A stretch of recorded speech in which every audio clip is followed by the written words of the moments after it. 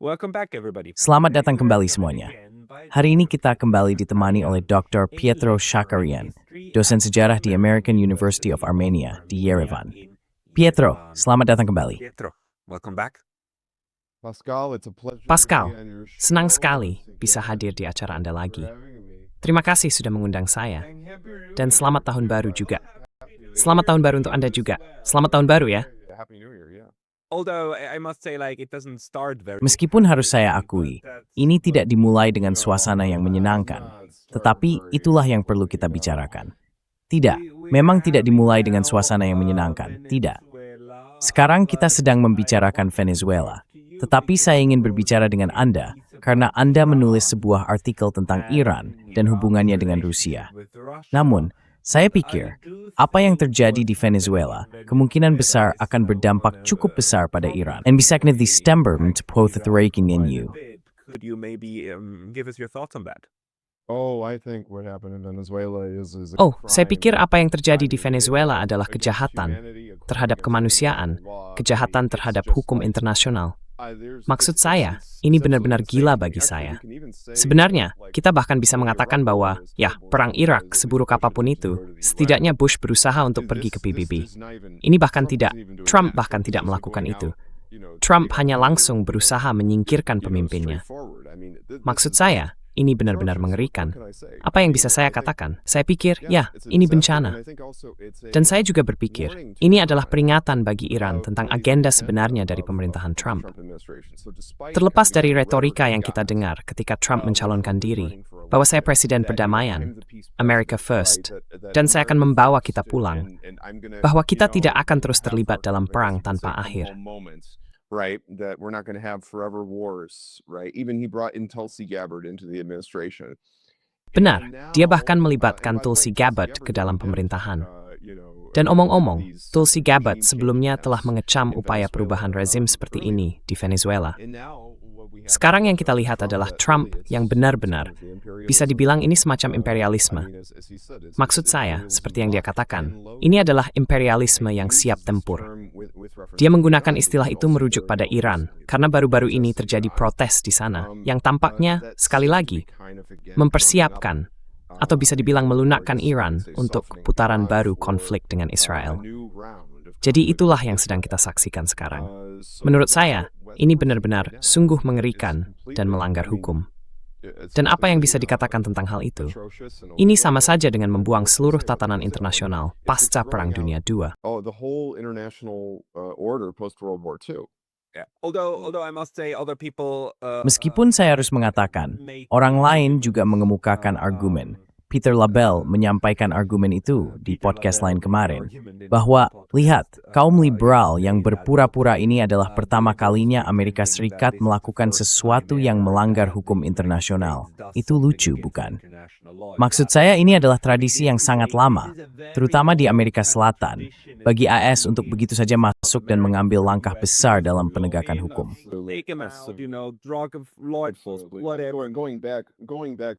Kalau kita mundur ke belakang, bahkan beberapa dekade lalu, seperti yang kita tahu, maksud saya bisa menyebutkan beberapa contohnya. Ada invasi Teluk Babi, lalu juga apa yang terjadi dengan Allende, bukan? Pemasukan Tuan Pinochet di Chile. Jadi ada sejarah yang panjang dan berdarah. Maksud saya, kita juga punya sekolah Amerika, bukan? Jadi sejarah Amerika di Amerika Latin, atau mungkin bisa dikatakan memakai istilah yang lebih tepat, Usonian. Catatan Usonian atau Amerika means terlebih cerah, bisa dibilang. Sangat kelam. Loh.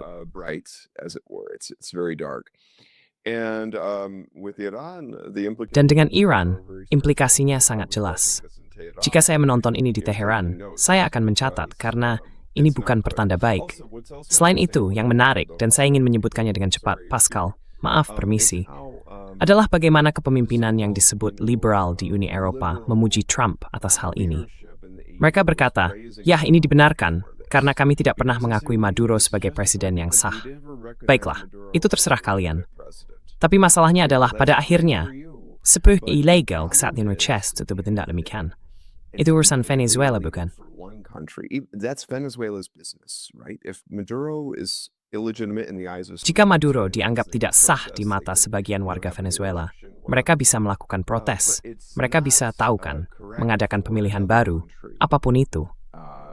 Namun tidak benar bagi negara lain, terutama negara adidaya, untuk terlibat langsung dalam urusan negara lain. Jadi, upaya Uni Eropa yang seperti melakukan senam olimpiade untuk membenarkan apa yang sedang terjadi sungguh memalukan. Dan hal itu banyak berbicara tentang kondisi Uni Eropa saat ini. Belum lagi, apa yang dikatakan oleh pihak Inggris.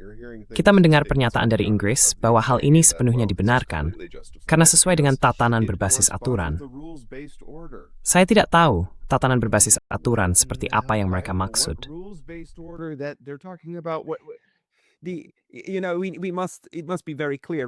Kamu tahu, harus sangat jelas. Tatanan internasional berbasis aturan adalah istilah yang sepenuhnya benar-benar dibuat oleh orang Amerika. Istilah itu kurang lebih mulai populer di masa pemerintahan Tuan Biden. Tatanan internasional berbasis aturan itu sebenarnya tidak ada. Hukum internasional lah yang nyata. Dan hukum internasional, supaya semua orang paham, tidak mengharuskan suatu pemerintahan bersifat demokratis agar dapat menjadi subjek hukum internasional agar diakui sebagai negara lain. Hukum internasional tidak peduli, benar-benar tidak peduli bagaimana sebuah negara dijalankan. Betul sekali. Jadi mereka berusaha membuatmu percaya bahwa hal itu benar, padahal tidak. Sebuah kediktatoran pun bisa menjadi subjek hukum internasional dengan hak yang sama seperti negara lain. Ini bukan berarti kita seharusnya memiliki lebih banyak kediktatoran. Tentu tidak. Kayaknya ini menunjukkan bahwa Trump dan orang-orang Eropa saat ini membuatmu percaya hal itu. Dan itu sama sekali tidak benar.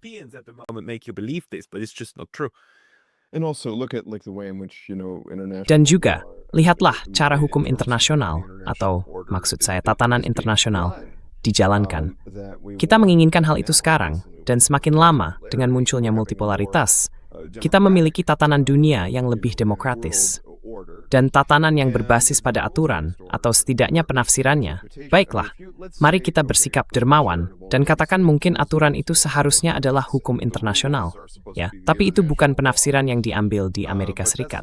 Gagasan tentang tatanan berbasis aturan di sana adalah bahwa, ya merekalah yang membuat aturan, mereka yang memegang kendali, dan mereka harus menegakkan hegemoni global mereka atas semua orang lainnya, yang sama sekali tidak demokratis.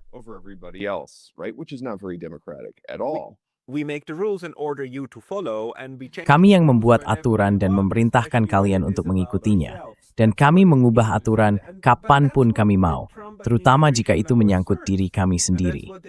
Itulah maksudnya. Itulah yang kini ditegaskan oleh pemerintahan Trump, dan itulah yang mereka lakukan. Dan itu akan menjadi kenyataan, sama seperti Israel yang sedang melaksanakan genosida sebagai kenyataan. Benar, benar sekali. Negara-negara lain tidak bodoh. Mereka melihat ini. Mereka kini memahami bahwa norma-norma yang dulu setidaknya harus mereka pura-pura patuhi, yang dulu setidaknya harus mereka hormati secara formal, semuanya telah hilang. Jadi menurutmu, bagaimana hal ini memengaruhi, misalnya hubungan Iran-Rusia? Dan Iran yang tahu bahwa mereka berikutnya akan menjadi sasaran. Dan mungkin sekali lagi, sasaran dari atas, bukan? Israel telah melakukan ini, Amerika juga telah melakukan ini, mereka menargetkan pimpinan entah dengan menyingkirkan mereka atau membunuh mereka. Seperti yang terjadi pada Nasrallah dan lainnya. Jadi, menurutmu, apa yang akan dilakukan rezim-rezim ini sekarang?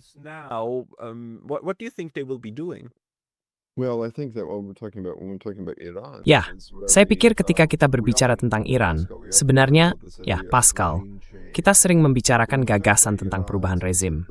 Tapi ketika menyangkut Iran secara khusus, yang sebenarnya kita bicarakan adalah penggulingan rezim. Ini agak mirip dengan apa yang kita lihat di Venezuela. Tetapi dalam kasus itu, sebenarnya hanya penggulingan satu orang, karena pada akhirnya, pemerintahannya masih ada. Mereka sangat marah.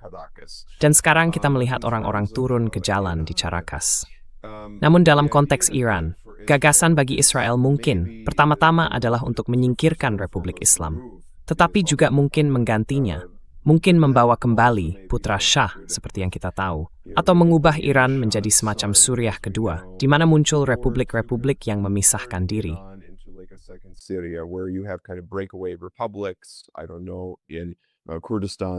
Saya tidak tahu, di Kurdistan, atau Azerbaijan, atau di sejumlah tempat lain, Gilan, kita bisa terus menyebutnya. Tapi itulah menurut saya, intinya.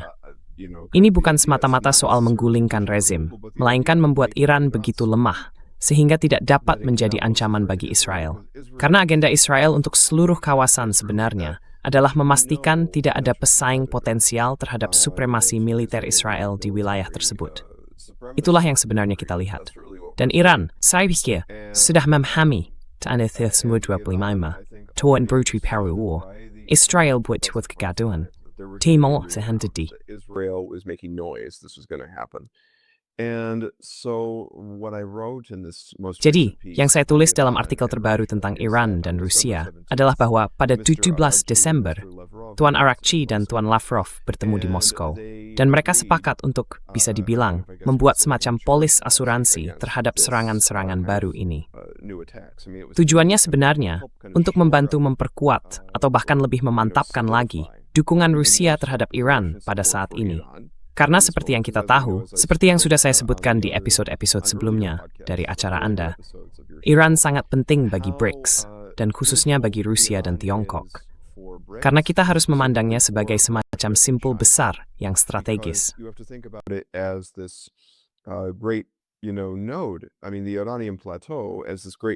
Maksud saya, dataran tinggi Iran merupakan simpul besar bisa dibilang simpul besar di jalur sutra secara historis. Gagasan proyek satu sabuk, satu jalan. Jika kita melihat posisinya di Eurasia, wilayah itu menghubungkan bagian selatan pasca Soviet, yaitu bekas Republik Soviet di Kaukasus dan Asia Tengah, dengan, Tiongkok. Ia juga menghubungkan Rusia dengan Tiongkok. Letaknya sangat strategis. Jadi jika Iran benar-benar menjadi tidak stabil, jika negara itu terpecah belah, dan jika putra Shah datang lalu membentuk katakanlah pemerintahan yang pro-Barat, pro-Israel, dan pro-NATO di Iran, maka hal itu akan menjadi pukulan besar bagi keamanan Rusia dan Tiongkok, pukulan besar bagi BRICS, dan pukulan besar bagi kebangkitan multipolaritas.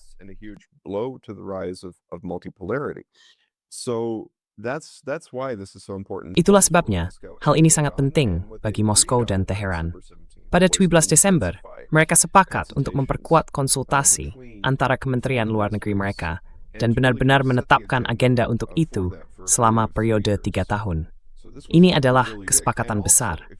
Dan jika Anda mendengarkan beberapa pernyataan yang disampaikan dalam konferensi pers, Strasgrangti Yutuan, Fo, Ithaman Harba Mestength Kuwad International, it's Sukul's Alam of Grayscat. Law is completely being tossed out by the United States. The idea that we're not going to take this anymore. Gagasannya adalah bahwa Rusia dan Iran mengatakan, kami tidak akan menerima ini lagi. Kami tidak akan membiarkan Amerika Serikat dan Barat merusak tatanan internasional. Dan itu termasuk omong-omong Uni Eropa. Karena Uni Eropa berusaha, atau sebenarnya sudah, memberlakukan kembali sanksi terhadap Iran. Rusia dan Tiongkok menentang hal ini. Jadi ada semacam pernyataan bahwa mereka tidak akan membiarkan hal itu terjadi lagi, dan bahwa Amerika Serikat seharusnya tidak merasa memiliki rasa kebal hukum. Itu istilah yang digunakan Arakci, omong-omong. Mereka tidak boleh merasa memiliki kebal hukum untuk melakukan apapun yang mereka mau. Dan kita bisa dengan jelas melihat bahwa rasa kebal hukum ini berlanjut hingga tahun 2026 dengan situasi di Venezuela.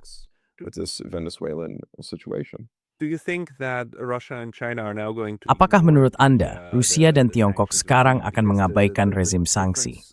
Karena perbedaan antara sanksi terhadap Iran dan sanksi terhadap Rusia adalah bahwa sanksi terhadap Iran sebenarnya merupakan sanksi PBB, bukan? Sanksi itu diadopsi pada saat Rusia dan Tiongkok tidak menentangnya, semacam cara untuk memberi sanksi kepada Iran jika mencoba memperoleh senjata nuklir. Namun kita semua sekarang memahami bahwa Amerika Serikat menggunakan alat ini dan orang Eropa juga menggunakannya. Fakta bahwa mereka memiliki resolusi Dewan Keamanan semacam itu pada dasarnya memungkinkan mereka membatalkan setiap upaya Iran untuk mencapai semacam kesepahaman dengan pihak lain, bukan? Jadi, apakah Anda pikir Rusia sekarang akan mulai mengabaikan sanksi PBB?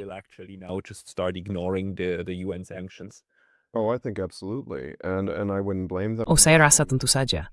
Dan saya tidak akan menyalahkan mereka, sama halnya dengan Tiongkok. Karena sekali lagi maksud saya, jika Iran, karena kita juga melihat bagaimana Israel memperlakukan Iran. Iran datang ke meja perundingan, Pascal. Mereka datang untuk bernegosiasi dengan itikat baik. Mereka bersedia membahas seluruh persoalan nuklir. Tapi kamu lihat siapa yang sebenarnya bertindak di luar aturan dalam hal ini, Amerika Serikat dan Israel. Maksud saya, lihatlah. It's the United States and Israel. I mean, look at They started Mereka meminta IBOM kept Mrs. Bermarpres di menegosiasi. Ini benar ingin berikhtemt. It's outrageous, but it's absolutely outrageous. So I think that Ini benar-benar keterlaluan. I think that Jadi saya pikir bahwa baik Iran maupun, dalam hal Iran dan Rusia, mereka sudah bersiap, mereka sudah melakukannya, setidaknya sejak Desember lalu. Mereka sudah berpikir ke arah itu. Sekarang, dari apa yang saya pahami berdasarkan laporan yang saya terima, kerjasama ini justru semakin intensif seiring dengan perkembangan terbaru di Vietnam, yang akan kita bahas sebentar lagi. Tapi intinya, saya pikir Rusia dan Tiongkok sama sekali tumkoju dan sanksi ilegal.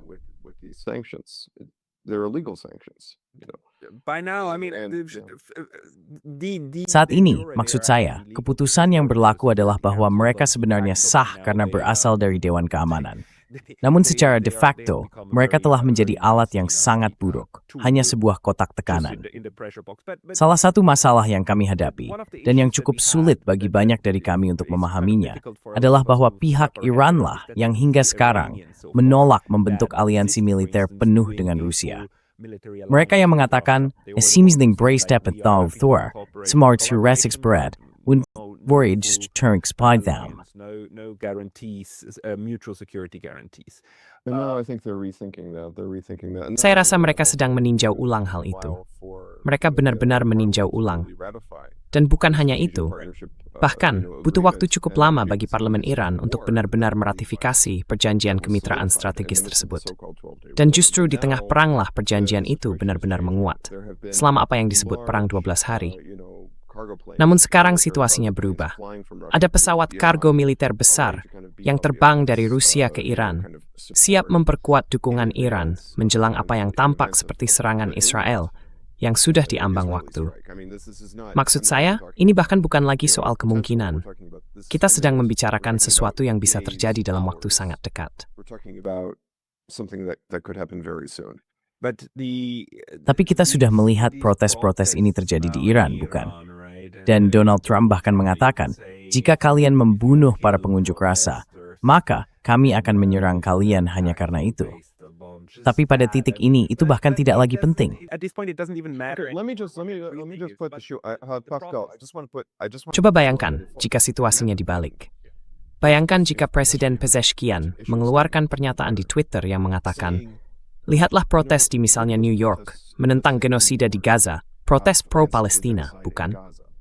Jika Presiden Trump berani menembak salah satu pengunjuk rasa di sana, kami akan ikut campur, siap secara militer dalam urusan Amerika.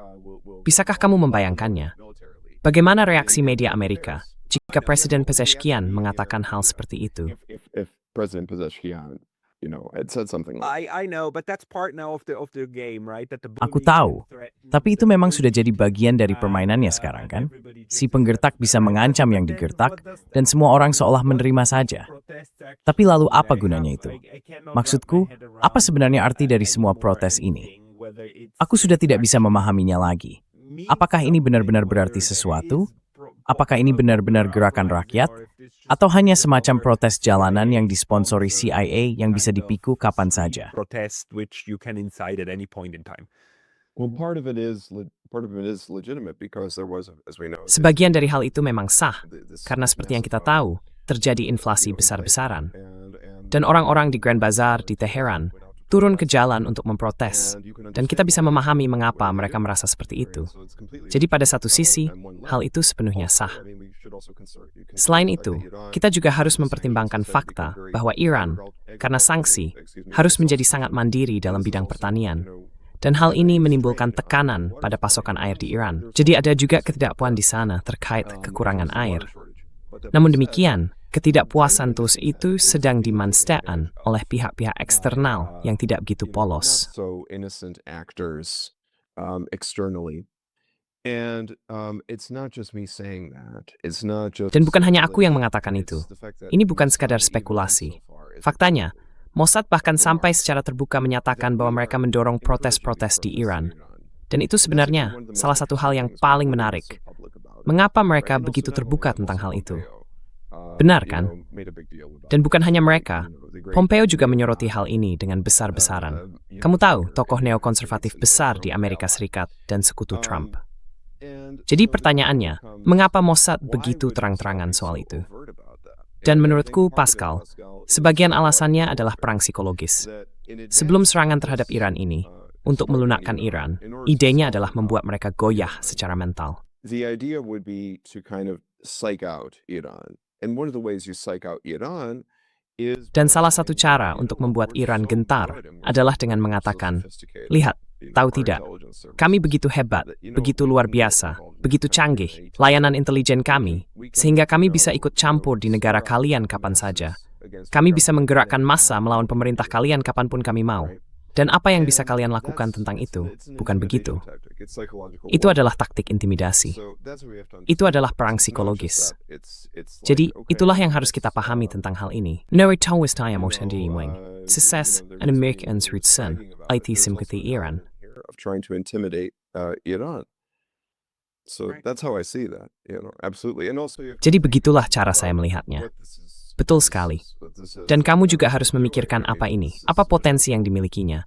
Maksud saya, ini berpotensi mengguncang stabilitas negara dan sebagainya. Tapi secara keseluruhan, menurut saya, Pascal, sebagian besar rakyat Iran tidak tertarik untuk menggulingkan pemerintah. Mereka tidak tertarik untuk membawa kembali putra Shah. Benar? Ada laporan tentang beberapa orang, mungkin mahasiswa Iran, yang didorong oleh Mossad untuk membawa kembali putra Shah. Saya bisa pastikan itu tidak akan terjadi. Itu tidak akan terjadi. Dia bahkan tidak memiliki dukungan sebanyak itu, bahkan di kalangan diaspora He Iran. doesn't even have that much support, even in the Iranian diaspora. No, but you don't need that. You don't need a lot of support. Tidak, tapi kamu tidak memerlukannya. Kamu tidak butuh banyak dukungan. Kita sudah melihat bagaimana Amerika Serikat berhasil menyingkirkan Tuan Yanukovych di Ukraina dan menggantikannya dengan Tuan Poroshenko, yang sebenarnya tidak memiliki banyak dukungan. Maksud saya, pada akhirnya memang ada pemungutan suara dan sebagainya, tapi kemudian dia digantikan oleh Zelensky, yang terpilih dengan mandat perdamaian. Jangan kita lupakan itu. Kita juga melihat bagaimana mereka menyingkirkan Tuan Maduro, entah ada dukungan rakyat atau tidak. Maksud saya yang dibutuhkan hanyalah menyuap beberapa orang di militer dan pemerintahan, tampaknya. Ditambah intervensi gaya shock and awe, lalu mereka bisa berkata, hebat, sukses besar. Jadi ini bentuk intimidasi lainnya. Dan kami akan membunuhmu, omong-omong. Kami tidak akan menyingkirkanmu, kami akan membunuhmu. Jadi menurutmu, Dezamers orang Iran sekarang akan nerprawa mengerti ini? How do you think the Iranians are now going to try to approach this? Well, one possibility is that they could do a Nah, salah satu kemungkinannya ada mereka bisa melakukan serangan pendahuluan terhadap Israel. Itu tidak akan ditujukan ke AS. Tapi pertanyaan lainnya adalah, bahkan jika ini, ya kita tunggu saja apa yang terjadi. Saya tidak yakin mereka benar-benar akan melakukannya. Mereka sangat berhati-hati, bukan? Saya tidak yakin mereka akan memilih opsi itu. Tapi jika perang dimulai, maka, seperti yang kita tahu, semua kemungkinan terbuka. Selain itu, penting untuk menyoroti hal lain. Jika Parisan A terbunuh, dan kemungkinan besar akan terjadi, sasaran utamanya bukanlah program nuklir. Sasaran utamanya akan jadi program rudal balistik Iran. Ini menimbulkan kehancuran di Israel. That wreaked so much havoc on Israel. And so the idea is to really kind of again make sure that Jadi idenya adalah benar-benar memastikan tidak ada pesaing strategis bagi Israel di kawasan itu untuk melumpuhkan pertahanan Iran. Saya pikir itulah target utamanya. Selain itu, juga untuk menggulingkan rezim, benar-benar melemahkan pemerintahannya. Itulah tujuannya. Sekarang, bagaimana tanggapan Iran pada saat itu? Terutama jika AS terlibat. Mereka bisa menyerang sejumlah target di Teluk Persia, bukan? Karena kita tahu AS memiliki banyak infrastruktur militer di sana. Dan juga jika situasinya memburuk, Pascal, mereka bisa menutup Selat Hormuz. Ya, tapi itu berdampak negatif pada Tiongkok, ya. Yeah, absolutely. And so they have to watch. Or no, what they could do is they could Jadi, select- mereka harus mengawasi. They could Atau tidak, allow, Yang bisa mereka lakukan adalah penutupan selektif di Selat Hormuz. make like an exception for the- Mereka bisa mengizinkan misalnya beberapa kapal lewat, mungkin membuat pengecualian untuk Tiongkok, tetapi tidak membuat pengecualian katakanlah untuk Barat dan Amerika Serikat. Jadi ada cara bagi mereka untuk melakukan ini, tetapi kita akan menunggu dan melihat apa yang terjadi selanjutnya. Dan sekali lagi, seperti yang saya katakan, pesawat kargo besar datang dari Rusia ke Iran. Kita juga punya Putin. Ya, dia pernah mengatakan sebelumnya, dalam pertemuan 17 Desember itu, bahwa selama 18 bulan sebelumnya, dia telah bertemu dengan Putin 5 kali. Dan dia mengatakan bahwa itu bukan jumlah yang kecil.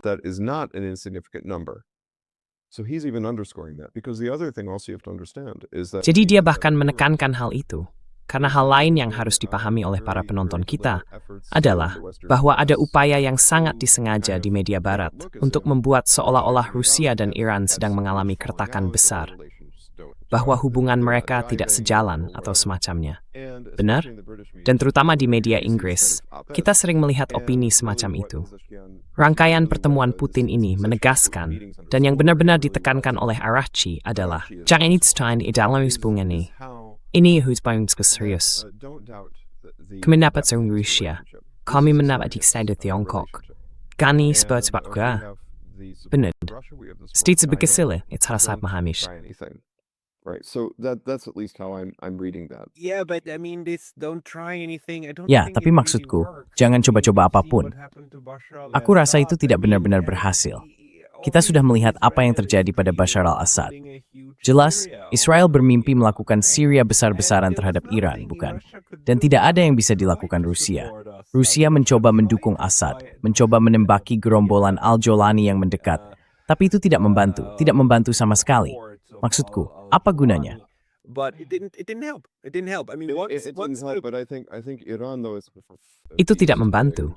Tapi saya pikir Iran adalah hal yang sama sekali berbeda. Karena ketika kita berbicara tentang Iran, kita berbicara tentang sebuah negara yang jauh lebih, ya maksud saya, bagi Rusia, tentu saja Suriah sangat penting secara strategis. Dan seperti yang akan dikatakan orang Rusia, dalam hal para jihadis di Suriah, lebih baik melawan mereka di sana daripada melawan mereka di sini. Karena ada sejarah terorisme Islam di Rusia, di Federasi Rusia. Namun saya pikir kekhawatiran terutama bagi Rusia adalah bahwa keamanan dan stabilitasnya milik campak yang jauh lebih langsung keamanan dan stabilitas Rusia. On Russian security and stability. So if Iran became a Syria, and it would be on Russian. Jadi, jika Iran menjadi seperti Suriah, itu akan berada tepat di depan pintu Rusia. Dan implikasi keamanannya akan sangat besar, terutama karena Iran berbatasan dengan bekas Republik Soviet, Kaukasus, dan Asia Tengah. Ada masalah-masalah umum di sana yang mereka tegaskan kembali, omong-omong, dalam konferensi pers ini. Mereka membicarakan penentangan bersama mereka terhadap aktor eksternal yang masuk ke kawasan tersebut. Benar, itu bukan masalah besar, maksud saya, tentu ada upaya untuk menyusup ke Asia Tengah. Tetapi Andi Frank Italy hilang strength through some race that year of Sway, Kelasan Kaukasus. Russia and Iran now is the Caucasus region. Specifically when we had this so-called trip. Secara khusus, ketika kami memiliki apa yang disebut kesepakatan perjalanan ini, gagasan koridor Trump, gagasan koridor Zangezur, seperti yang sebelumnya dikenal, yang akan menghubungkan Turki dengan Azerbaijan melalui Armenia. Dan Pashinyan, seperti yang kita tahu, di Armenia bisa dibilang cukup dekat dengan kita. Dia bukan, bagaimana saya mengatakannya, orang Armenia yang paling setia. Benar. Dan popularitasnya di Armenia, omong-omong, berdasarkan pengamatan saya di sini, sedang merosot tajam. Sudah temukan bahwa dia hanya mencapai 4 menit ulas yang akan berlangsung pada bulan Juni. I mean, Maksud saya, dia memenjarakan orang-orang di Armenia, bukan? Dia memenjarakan tokoh-tokoh oposisi dan memastikan siapapun yang bisa menjadi ancaman politik baginya disingkirkan. Itu masih terjadi sampai sekarang, bukan? On right now still, right? Including the church. He's going after the church very hard. Ya, termasuk gereja. Dia benar-benar menekan gereja dengan keras. Bahkan, sekarang dia menyatakan upaya untuk mereformasinya.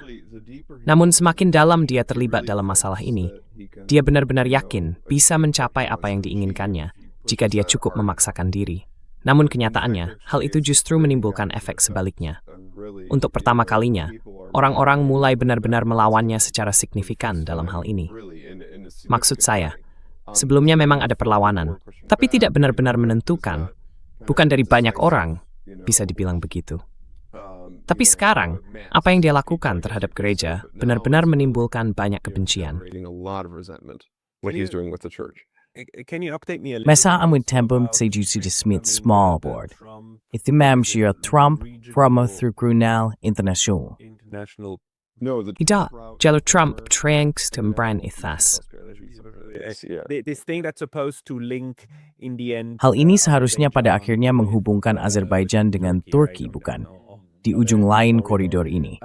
Mereka menandatangannya di Washington. Tetapi agar menjadi perjanjian yang sah, perjanjian itu juga harus diratifikasi oleh parlemen Armenia. Jadi, apakah ada kemajuan? Apakah itu menjadi perjanjian yang sebenarnya? Tidak. Saat ini, itu hanya surat pernyataan niat, bukan? Letter of intent, right? Itu hanya surat pernyataan niat, dan tidak ada rincian di dalamnya. Yang kita tahu adalah Pashinyan sepenuhnya mendukung gagasan untuk menyewakan koridor di Provinsi Shunik, Armenia Selatan, selama 99 tahun kepada sebuah perusahaan swasta Amerika. Itulah seluruh idenya. Atsani Bretons, Tabia. Itu answerik bodoh, amat zand tuzna mont ea perjuangkan. Därför degas på det för gamstini, för his artifikinyan. Right? As we stew. Diskusi itu bahkan belum sampai ke tahap tersebut, Pascal. Jadi kita bahkan belum tahu detailnya. Kita belum tahu secara spesifik perusahaan swasta Amerika mana yang akan mengelola hal seperti ini. Semuanya masih sangat samar, bahkan di tahap yang sudah sejauh ini. Saya tidak melihat hal ini akan terwujud dalam waktu dekat. Namun demikian, hal itu tetap saja menjadi ancaman bagi kepentingan Rusia dan Iran. Rusia, dalam sebulan terakhir, Desember, telah menjadi sangat vokal dalam menentangnya. Mereka mengatakan bahwa jika akan ada koridor di sana, mereka harus menjadi pihak yang mengelolanya. Pasukan mereka harus memegang kendali, dan mereka menegaskan bahwa koridor itu tidak boleh menjadi koridor ekstrateritorial di luar administrasi Armenia, bahwa koridor itu harus tetap berada di bawah hukum Armenia, dengan pasukan Rusia ditempatkan di sana.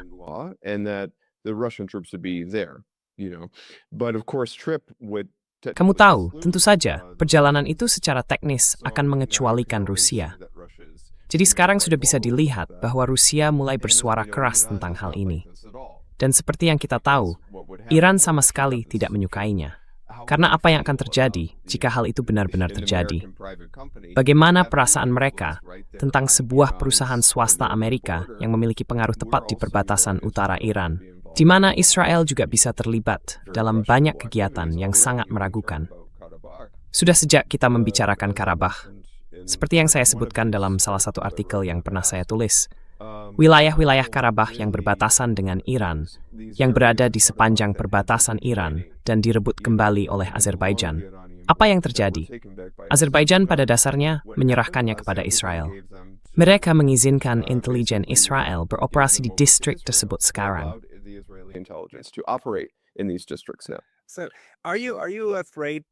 Jadi apakah Anda khawatir bahwa Pashinyan dan Amerika Serikat mungkin pada suatu saat akan menciptakan fakta di lapangan? Karena menurut saya, apa yang kita lihat sekarang adalah mereka melakukan apapun yang bisa mereka lakukan. Maksud saya tidak akan terkejut jika suatu hari Pashinyan muncul lagi di Washington, menandatangani selembar dokumen, dan keesokan harinya ada sekitar 200 kontraktor. Lalu sehari kemudian 400, dan sehari setelahnya 600. Termasuk personel militer AS yang datang dan berkata, "Kalian ingin menyingkirkan kami? Kalian harus mengebom kami untuk melakukannya." Dan kemudian mereka mulai membangun koridor itu tanpa benar-benar melalui proses formal dan sebagainya. Apakah itu sesuatu yang membuat Anda khawatir? Is that something that worries you? Agak berpengaruh, tapi sebenarnya bukan masalah utama. Karena saya bisa katakan, berdasarkan apa yang saya amati di Yerevan, ada jarak yang mulai tumbuh antara Pashinyan dan para pendukungnya di barat. Misalnya, jika Anda melihat Azatutyun, yang merupakan cabang Armenia dari Radio Free Europe, Radio Liberty, tiba-tiba liputan mereka tentang Pashinyan menjadi sangat negatif. Oh begitu? Cukup menarik ya. Dan saya juga menerima laporan lain yang sangat dapat dipercaya bahwa Amerika Serikat semakin tidak puas dengan Pashinyan. Selain itu, ada hal lain yang perlu dipertimbangkan. Beberapa dampak objektif. Karena Pashinyan baru-baru ini mendapat dorongan, seperti yang saya sebutkan dalam artikel terbaru saya tentang Rusia dan Iran, omong-omong. That he got some boost, he got some support from the EU. I mean, Kaja Kallas. Dia mendapat sedikit dukungan dari Uni Eropa. Maksud saya, Kaja Kallas membuat pernyataan seperti, kami akan mendukung Anda secara finansial dalam upaya pemilihan ulang untuk melawan disinformasi dan sebagainya. Semacam mencoba meniru skenario Moldova di Armenia. Namun ada perbedaan yang sangat besar antara Moldova dan Armenia. Memang ada banyak kesamaan dari segi ukuran. Ini adalah Republik bekas Soviet, seperti yang kita tahu, dan sebagainya. Tapi pertama-tama, Moldova secara fisik jauh lebih dekat dengan Uni Eropa. Mantan Presiden Rumania, Basescu, bahkan mendorong upaya ini. Ia semacam inisiatif untuk menjadikan warga Moldova sebagai warga Rumania. To kind of make Moldovans Romanian citizens. And so what we end up having now is a large. Jadi, yang kita miliki sekarang adalah diaspora Moldova yang besar di Eropa, yang pada dasarnya telah membantu Sandu menjadi presiden dan sebagainya. Namun, dinamika seperti itu tidak ada dalam kasus Armenia. Memang ada diaspora Armenia yang besar dan terkenal, seperti yang kita tahu, tetapi bahkan di dalamnya terdapat banyak oposisi terhadap Pashinyan. Dan tidak setiap orang Armenia di diaspora adalah warga negara Armenia yang dapat memberikan suara dalam pemilu. Itu satu hal. Hal lainnya adalah kenyataan bahwa ekonomi Armenia bergantung pada ekonomi Rusia. Keduanya begitu terintegrasi sehingga akan sangat sulit untuk menarik Armenia keluar dari lingkup Eurasia ini. Melakukan hal itu akan sangat sulit.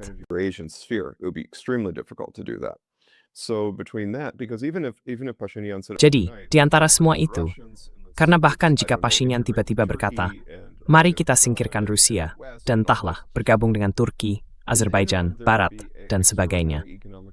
Selama masa transisi akan terjadi gangguan ekonomi luar biasa, yang hampir pasti akan segera mengakhiri kekuasaannya jika ia benar-benar menempuh kebijakan seperti itu. Jadi saya pikir ada kesadaran di Washington bahwa ini hampir seperti melangkah terlalu jauh, bahwa kita hanya bisa mendorong sejauh ini. Dan mungkin sebaiknya kita memusatkan sumber daya di tempat lain, atau sesuatu semacam itu.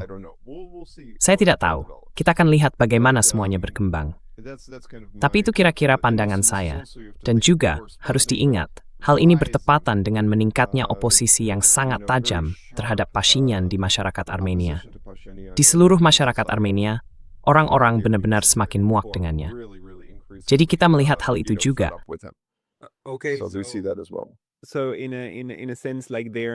Jadi, dalam arti tertentu, di wilayah Kaukasus Selatan saat ini, tampaknya situasinya akan sedikit lebih tenang. Setidaknya, tidak ada badai seperti yang tampak sedang berkembang di tempat lain. Sepertinya bukan dari sana asalnya untuk saat ini. Jadi kemungkinan besar, apapun yang akan terjadi, akan datang langsung ke Iran dari Israel. Bukan semacam upaya pengepungan lebih lanjut terhadap Iran seperti yang mungkin dibayangkan.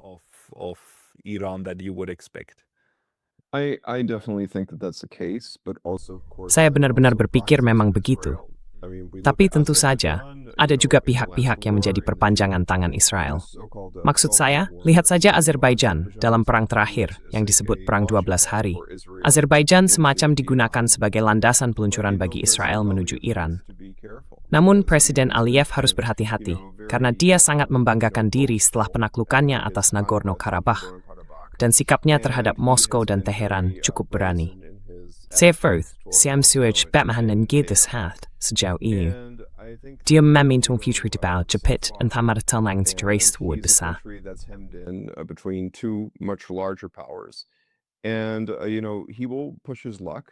Dan kamu tahu, dia akan mencoba peruntungannya. Tapi pada titik tertentu, dia harus menyadari bahwa ada batas seberapa jauh seseorang bisa melangkah. Maksud saya, dia mungkin berkata, saya adalah kekuatan menengah yang hebat, mungkin bahkan kekuatan besar di Kaukasus, bahkan mungkin kekuatan super di Kaukasus. Begitu kira-kira ucapannya.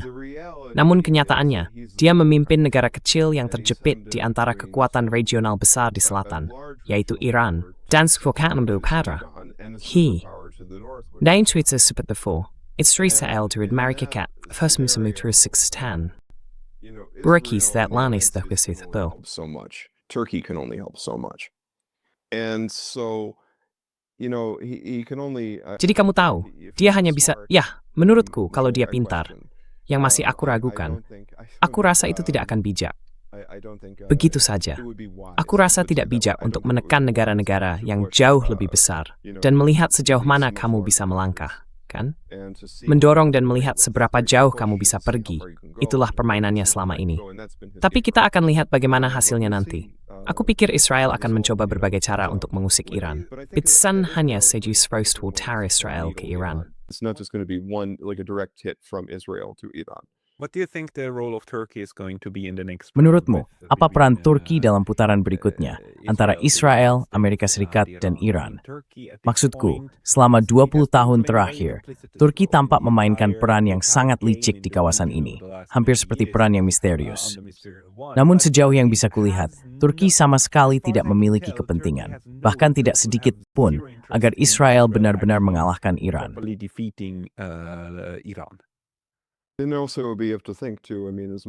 Dan kita juga harus memikirkan, maksud saya, sebanyak kita membicarakan tentang serangan Israel terhadap Iran dan ketidakstabilan di Iran, bukan?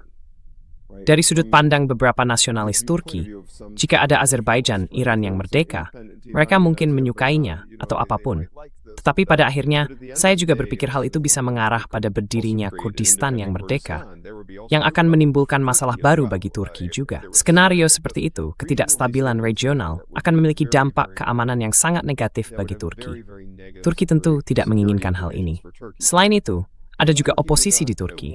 Seperti yang kamu tahu, saya tahu, semua orang tahu, di dalam masyarakat Turki, terhadap apa yang dilakukan Israel di Gaza. To what Israel is doing in Gaza.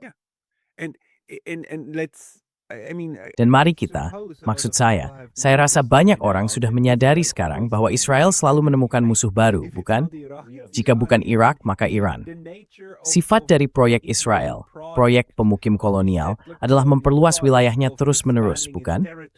Masuk ke wilayah kecil berikutnya, masuk ke Suriah, dataran tinggi Golan, bergerak ke zona penyangga, lalu menjadikan zona penyangga itu bagian dari wilayahnya, dan kemudian menciptakan zona penyangga baru. Pada akhirnya, mereka akan menemui batas. Jika mereka menyingkirkan Iran, mereka akan menghadapi masalah berikutnya. Pihak berikutnya yang akan mebenturkan secara serius adalah Turki. Tidak ada yang lain. Dan mereka akan melakukannya. Mereka akan menyalahkan wilayah yang saat ini diduduki Turki di Suriah.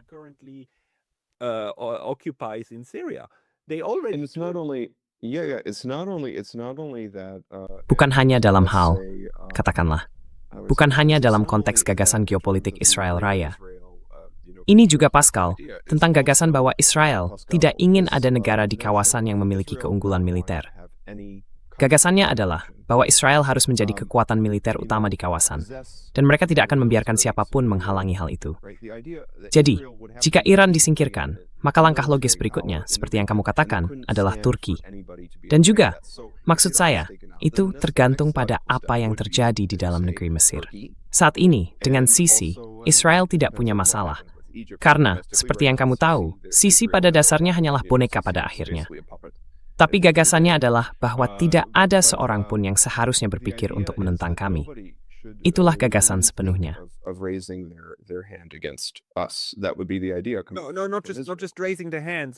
Tidak, bukan hanya mengangkat tangan, tapi bahkan hanya dengan tidak melayani Israel, bukan? Satu-satunya bentuk kemitraan yang diterimanya adalah ketundukan, bukan? Di mana kamu menyediakan tenaga kerja murah bagi negara apartheid Eropa, kulit putih yang kemudian menguasai wilayah itu. Sama seperti Amerika Serikat tidak menerima siapapun di Amerika Selatan yang tidak tunduk pada mereka, bukan? Itulah yang sedang mereka perjelas sekarang. Ini adalah hierarki yang jelas.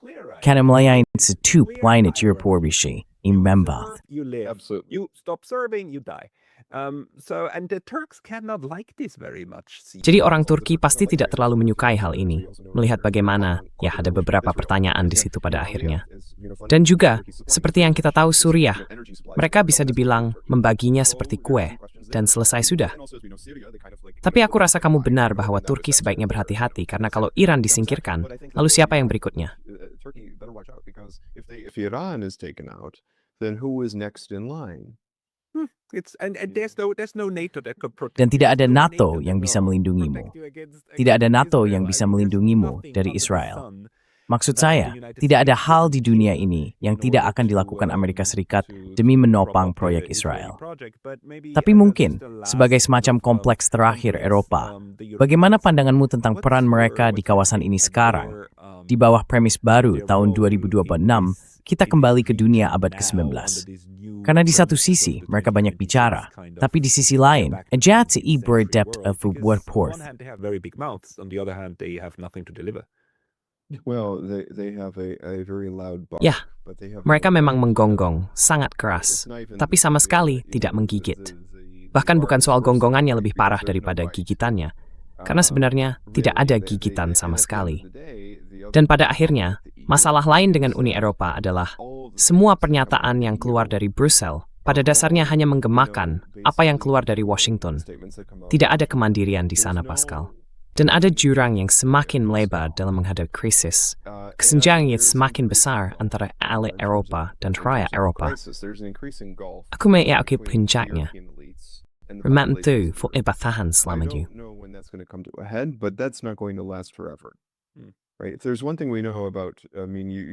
Jika ada satu hal yang kita tahu, ya, kamu bisa berbicara tentang ini sebagai orang Eropa sendiri, yaitu bahwa satu-satunya hal yang konstan dalam sejarah Eropa adalah perubahan, bukan?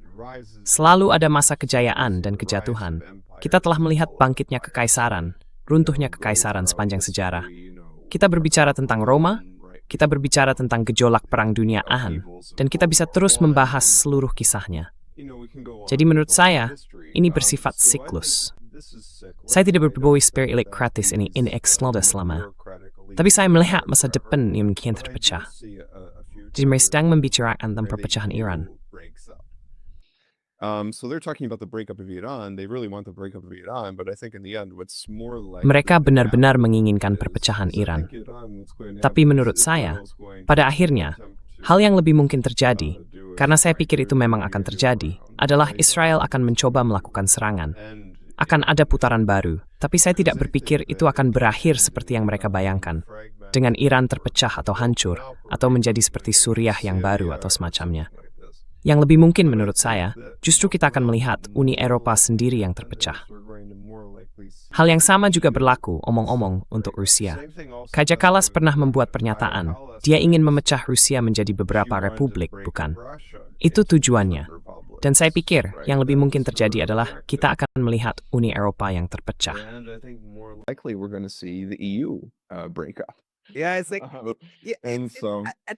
Pada aksinya, menurut saya, ini datang dari seseorang yang pada dasarnya hanyalah seorang figur simbolis dari sebuah serikat ekonomi yang diagung-agungkan, terdiri dari 27 negara anggota, bukan republik anggota, tapi negara anggota.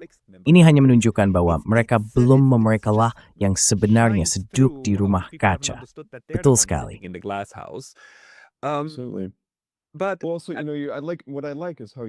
Yang saya suka adalah bagaimana kamu selalu menyamakan berbagai hal dengan Uni Soviet. Kamu sering membuat perbandingan semacam itu. Secara khusus, saya pikir ini sangat mirip dengan masa akhir Uni Soviet, bukan? Dalam bahasa Rusia, ada istilah zastoy, yang berarti stagnasi. Ketika kita berbicara tentang Brezhnev, masa Brezhnev dan Chernenko, serta tokoh-tokoh seperti mereka, itulah situasi yang sebenarnya kita alami sekarang di Uni Eropa, bukan? Kita sedang berada dalam zastoy, kita sedang mengalami stagnasi. Dan setelah itu, apa yang biasanya terjadi? Jika kita mengikuti pola sejarah Soviet, ada upaya reformasi di bawah Gorbachev, dan kemudian akhirnya terjadi pembubaran. Saya pikir Uni Eropa mungkin bahkan tidak akan mencoba melakukan reformasi. Saya rasa mereka hanya akan bubar dengan arah yang sedang mereka ambil sekarang. the dumb thing about the Europeans. Hal yang bodoh tentang orang Eropa saat ini adalah mereka berpikir bahwa orang Rusia bukan orang Eropa. Karena itu, segala bentuk pengalaman Rusia bisa diabaikan, seolah-olah hal itu tidak akan pernah kembali kepada kita. Maksud saya, ayolah, kita pernah memiliki sebuah persatuan di benua ini, dan itu runtuh karena alasan yang sama seperti yang sekarang membuat kalian terpecah. Kazau, Kajakala series harusnya pada siapapun. Karena Estonia dulu bukan bagian dari series-mu. Aina sendiri. The K. I keep repeating that time. Saya terus kali. Dia, Kaja Kallas, adalah putri kelahiran Soviet dari seorang barat komunis. Dan dialah orang yang sekarang pimpin itu. Ini seperti, kamu tahu, soal Eropa itu. Seperti semuanya berputar kembali ke titik awal, Pascal. Kamu tahu, itulah yang sedang kita hadapi di sini. Kamu tidak akan bisa mengarangnya. Tidak akan bisa. Tidak, kamu tidak akan bisa. Itu mustahil. Ya. Dan saya juga harus mengatakan, saya sudah mengatakan hal itu selama 10 tahun di kelas saya. Biasanya, seperti yang Anda tunjukkan, pertanyaan di Eropa bukanlah apakah perbatasan berubah. Pertanyaannya adalah, apakah perbatasan itu berubah dengan atau tanpa kekerasan? Hanya itu pertanyaannya. Perubahan itu terjadi secara alami. Sayangnya kita berada pada masa di mana perubahan perbatasan secara damai, seperti perceraian damai Czechoslovakia, Yubamatin Brexit, Rometwingsberger. It's pada week 9 with Smurry, it's a way we believe for that permansive. And very well for Europe because No. And it's being facilitated, by the way, by the European elites. Dan hal ini difasilitasi, omong-omong, oleh para elit Eropa, karena para elit Eropa sedang menyaksikannya secara langsung. Baik itu, maksud saya Inggris, yang seperti kita tahu sudah tidak lagi menjadi bagian dari Uni Eropa, tapi tetap saja Inggris. Dan kamu tahu, entah itu von der Leyen atau Kaja Kallas, yang pada dasarnya mendukung apa yang dilakukan Trump terhadap Venezuela. Maksud saya, ketika kamu mendukung hukum rimba, bukan? Ketika kamu mendukung pembongkaran hukum internasional, apa yang kamu harapkan akan terjadi? Pada akhirnya hal itu akan berbalik dan menghantammu. Kamu mungkin berpikir kamu kebal terhadap hal itu, tapi tahu tidak. Orang Eropa sama manusianya seperti siapapun juga, dan hal itu akan berbalik datang. Can I tell you what he saw this morning in German Twitter? Boleh aku ceritakan apa yang dia lihat pagi ini di Twitter Jerman? Sebenarnya, itu bukan hanya di Twitter Jerman. Itu juga muncul di berita malam Jerman tadi malam. Saluran utama, aku rasa, saluran besar pertama di Jerman. Mereka mewawancarai, aku lupa namanya. Dia benar-benar orang bodoh. Aku berusaha untuk tidak mengingat namanya, tapi mereka mewawancarai orang itu tentang apa arti intervensi di Venezuela. Lalu pembawa beritanya, dia benar-benar bertanya, nah, kalau Trump sekarang masuk ke Venezuela untuk menyingkirkan orang itu, mungkinkah dia akan menindaklanjuti ancamannya untuk mengambil Greenland yang sudah dia sebutkan? Apakah dia mungkin akan melakukannya? Dan kemudian si orang bodoh itu berkata sesuatu seperti, oh, kamu tahu, dia agak melakukan hal yang baik dengan menyingkirkan orang itu karena dia orang jahat. Lalu dia menambahkan, Doktrin Monroe hanya berlaku untuk belahan barat, dan Greenland oleh Besorignope Inc. Itu termasuk Frostmans. Greenland is part of Europe, therefore it doesn't pertain to that. What? Complete idiot. Does even know basic Apa? Benar-benar bodoh. Itu bahkan bukan berita dasar di Jerman. Aku tidak bisa, tapi aku sudah bilang padamu, itu benar-benar menunjukkan kemunduran kaum elit Amerika. Maksudku maaf, elit Eropa. Dan aku sempat keceplosan, karena aku juga berpikir bahwa, kamu tahu, salah satu masalah besar di AS selama bertahun-tahun, dan kamu cukup menonton entahlah, Jimmy Kimmel, atau salah satu acara larut malam itu, adalah bahwa orang Amerika semakin tidak paham geografi, kan? Namun ni setiap tahu di Greenland dibanding di Ukraina atau Fithera, Iran. Dan sekarang sepertinya hal meluas ke Eropa. Karena, seperti yang kita lihat, di kapal Greenland atau Greenland sekian meter Pavlis. Aku rasa kekawang hefo.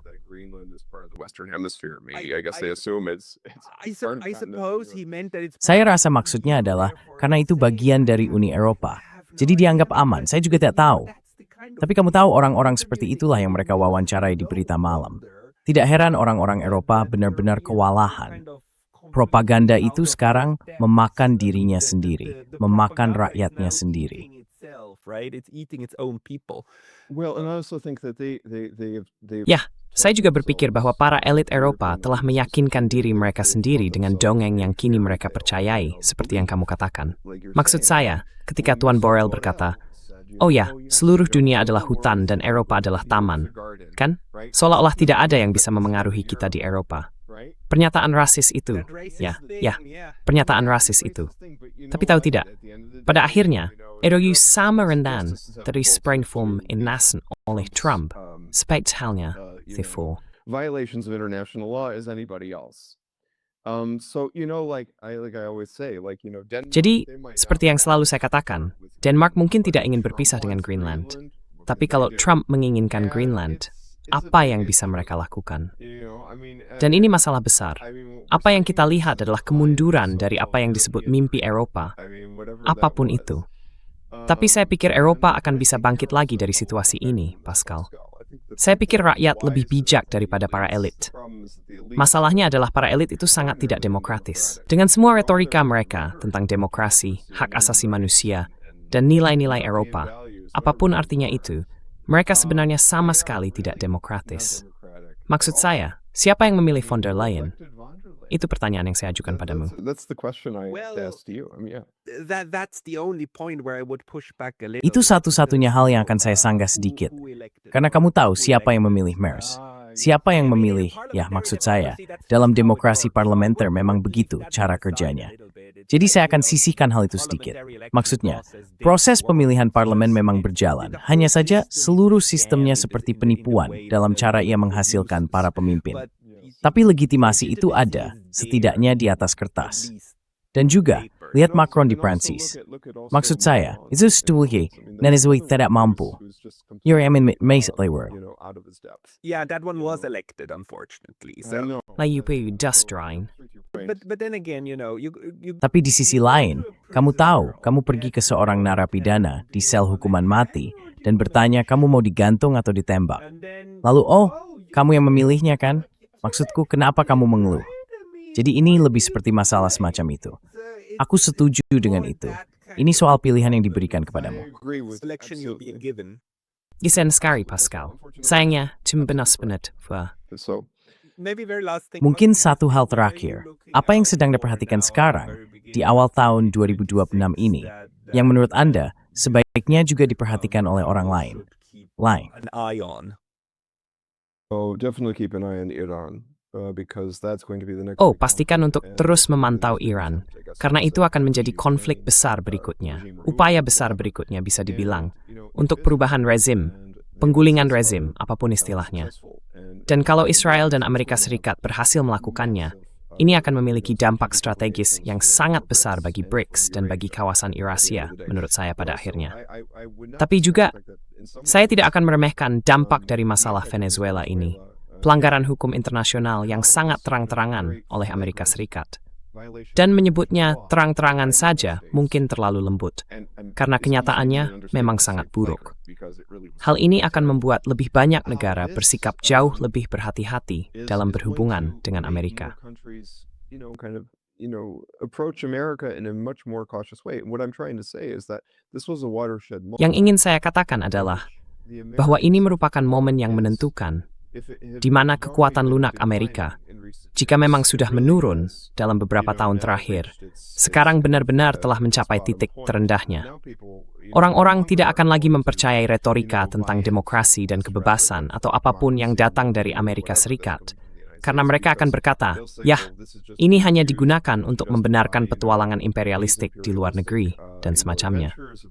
Demets raisish, Risa Witske to Bescheinitz, and Mrs. Sebrates the audio of weeks Miss Thessa. Real liberty, a real democracy, or anything like this. So it's a watershed moment. Jadi, ini adalah momen penting dalam cara dunia memandang berbagai hal. Karena sekarang kita bisa bertanya, di Venezuela, baiklah, bagaimana reaksi Rusia? Bagaimana reaksi Tiongkok? Bagaimana reaksi BRICS terhadap hal ini? Apa yang akan mereka lakukan? Mereka terbatas dalam tindakan yang bisa mereka ambil, dan seterusnya. Tapi lihatlah reaksi di jalanan di seluruh dunia. Lihatlah reaksi yang datang dari Meksiko, dari Kolombia, dari Kuba, dari semua istighfar Biden hadap Amerika Serikat. Dan Trump sebagai bebas is mengecam invasi Meksiko. True to his fashion, has even threatened to invade Mexico. And Colombia. From what I can see. And Colombia, yeah. Dan And Kolombia. so, Ya, Kolombia. I think that this is Jadi saya pikir ini adalah momen penting dalam hal bagaimana Amerika Serikat dipersepsikan di dunia. Ini juga akan membuat dunia lebih waspada terhadap isu-isu seperti Iran dan Palestina. Itu hal besar karena seperti yang kita tahu, fakta bahwa Amerika Serikat ikut menandatangani genosida dan bahkan berpartisipasi dalam genosida di Gaza memberikan pukulan besar terhadap kredibilitas internasionalnya. Jadi antara itu, Venezuela dan juga Iran, setiap endisio Peking Grand, smísně vymírají kesramat dan reputaci net international. Hurting the United States and its international reputation. Yeah, no, you're absolutely right. So the moment you have Ya, to use, tidak. hard Kamu power benar sekali. when you Saat kamu harus menggunakan kekuatan keras, itu berarti kamu mengakui bahwa kekuatan lunak telah gagal. Jadi lapisan itu sudah terkelupas dan mungkin hilang selamanya. Orang-orang mungkin akan mulai membakar celana jeans biru kalau saja semuanya tidak dibuat di Tiongkok atau Bangladesh sekarang. Tapi yang itu sudah hilang selamanya. Dan topengnya juga sudah benar-benar terlepas sekarang. Maksudku, Biden masih berusaha mempertahankan topeng itu, tapi sekarang benar-benar dicopot. Saya sedikit lebih seperti kejelasan. Miskamin is mohon untuk mengakui kekerasan. Tapi poin, hampir sejasing. help very much against the violence, but it's more clarity. It is, and I think also, a lot of people were saying. Benar. Dan saya juga berpikir, banyak orang mengatakan bahwa ketika kita melihat kembali saat Trump pertama kali terpilih, pada masa jabatan pertamanya tahun 2016, ada orang yang berkata, sebenarnya perbedaan utama antara Trump dan katakanlah Obama adalah bahwa topengnya sudah dilepas. Benar kan? Nah sekarang kita bisa bilang, setelah Biden, topeng itu benar-benar sudah dilepas. Maksud saya, kalau kamu masih tidak bisa melihatnya sekarang, berarti kamu buta. Benar, kan? Dewan istrenang di sini. Ya. That's really what we're dealing with here. Yeah. That's how my next Substack article. Begitulah artikel Substack saya berikutnya akan dibuat seperti Blind Man Europe. Karena merekalah yang masih berpura-pura semuanya baik-baik saja. Hanya karena mereka bisa menyentuh topeng sementara orang itu berdiri di sana.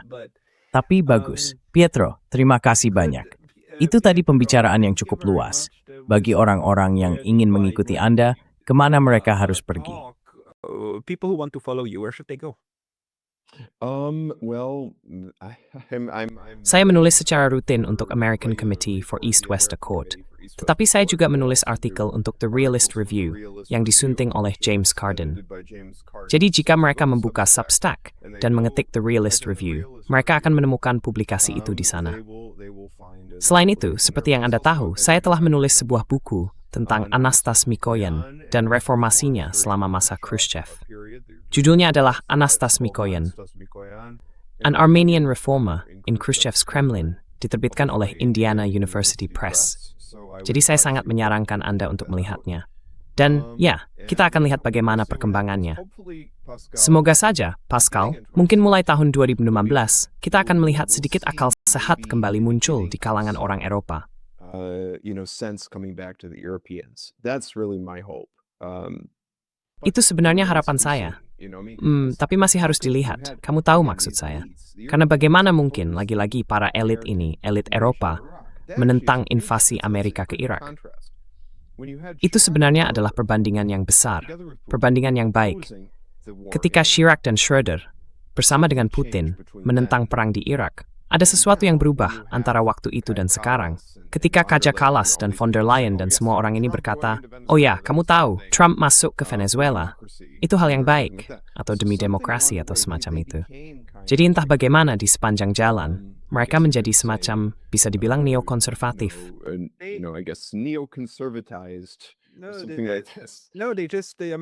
Tidak. Mereka hanya orang Amerika meningkatkan proyek jaringan transatlantik mereka. Maksud saya, mereka benar-benar terjun ke dalamnya, bukan? Dan jaringan transatlantik ini sudah lama ada dan cukup besar. Sumber daya talenta juga masih tersedia. Jadi saya tidak melihat hal itu akan berubah dalam waktu dekat. Dan lucunya, kamu sempat terpeleset sedikit karena kamu menyebut tahun 2015. Kalau memang tahun 2015, saya akan bilang, Rumau huruf bon bogi Europa with the perde. Daft with the ambu nom. Nauri fu sefer.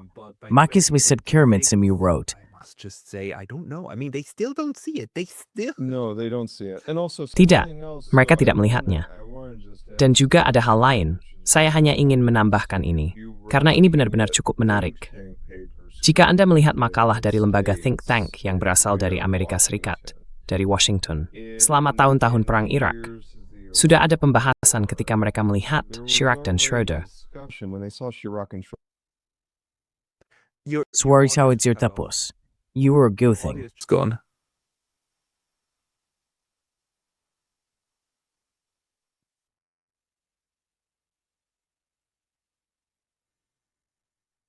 Just gone. Fwaixig. Just Ainang yat. more audio.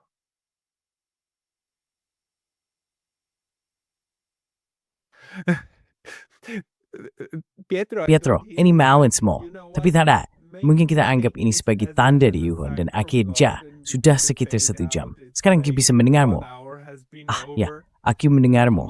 Aku mendengarmu lagi. Yes, I hear you. I hear you again. Okay, no, I just wanted to say one thing, that if you look at these think tank papers Baik, coming out of the tidak. United States, Saya hanya ingin mengatakan satu hal, bahwa jika Anda melihat makalah-makalah lembaga pemikir yang keluar dari Amerika Serikat selama Perang Irak, ada berbagai diskusi.